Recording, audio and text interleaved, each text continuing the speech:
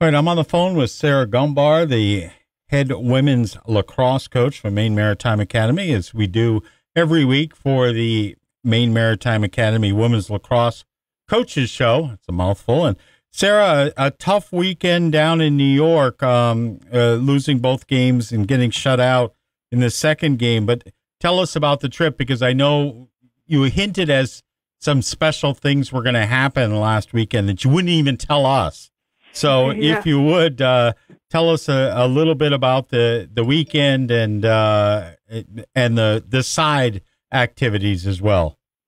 Yeah, so I knew going down this weekend was going to be a little tougher one.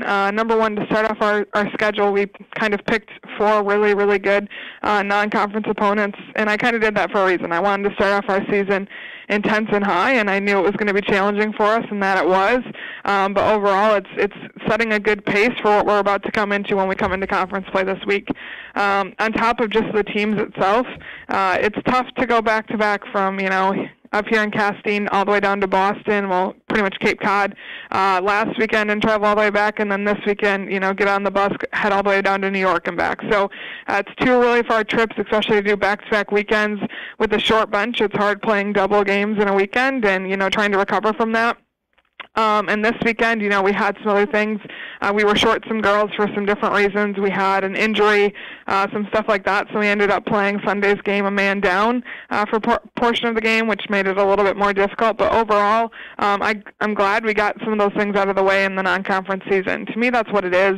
It's all about learning and getting some of those different experiences and all of kind of the things that we need to change, right before we get into conferences kind of planned out. And I think that we've kind of seen everything at this point.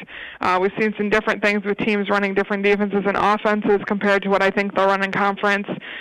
We've saw what we can play like when we're playing with 11. We've saw what we play like when we have the whole team. So we got the chance to kind of work on a lot of things, which is all, to me, what the beginning of the season should be about. And so we're taking that, and this week we're going hard at practice, trying to, make sure that we fix all of those things before we get into the games that, really matter. But kind of with that, though, we did have a great weekend. I think, it's a time, too, for us when we do these long travel games to get the team together and start working on some of the team dynamic and things like that.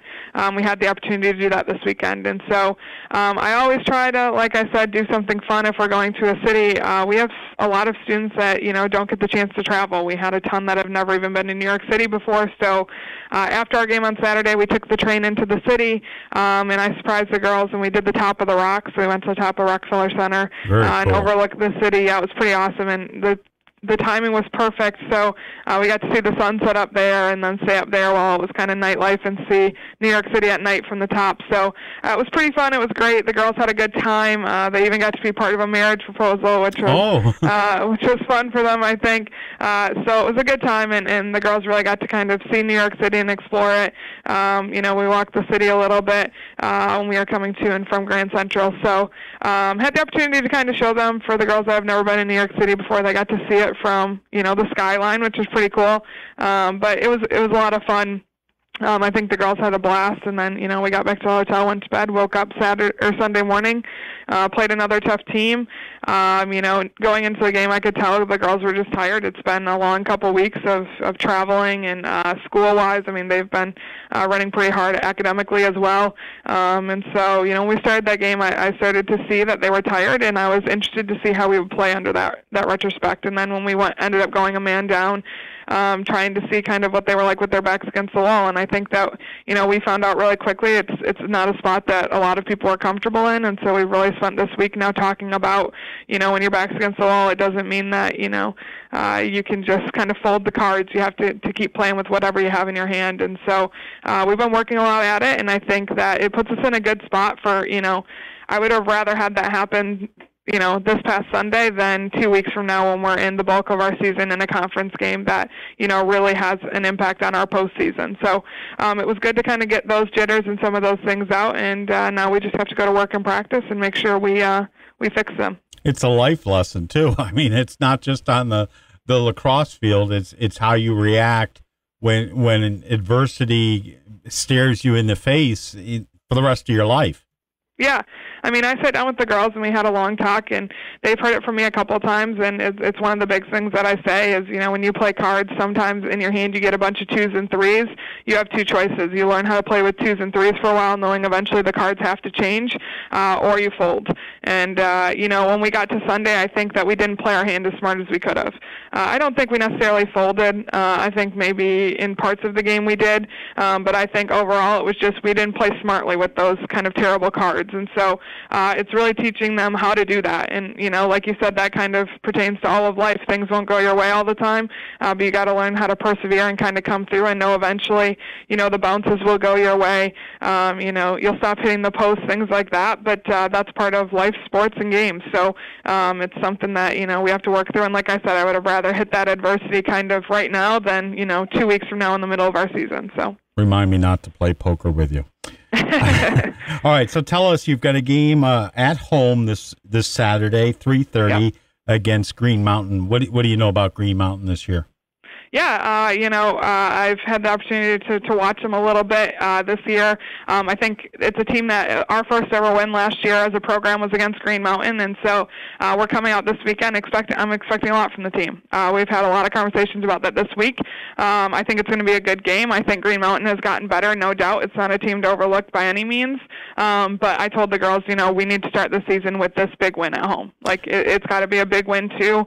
We can't come in here and, beat them by 1 with 2 minutes left like we did last season. We got to come in. You guys got to learn what it's like to win, learn what it's like to win big, and come out and really start conferences with a statement. And so that's what we're looking to do Saturday. We've been spending a lot of time in practice. They've been spending a lot of time watching film, things like that, just to kind of perfect our game. And we really have to come out this weekend and get that first win at home, and the first win of the season to really carry us into our conference season. We're excited about it. What has the snow done to your plans? I mean, I'm assuming Ritchie Field is clear now.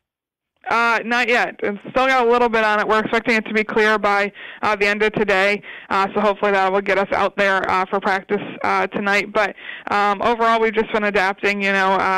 Coming off of last season, I know how to run indoor practices. Exactly.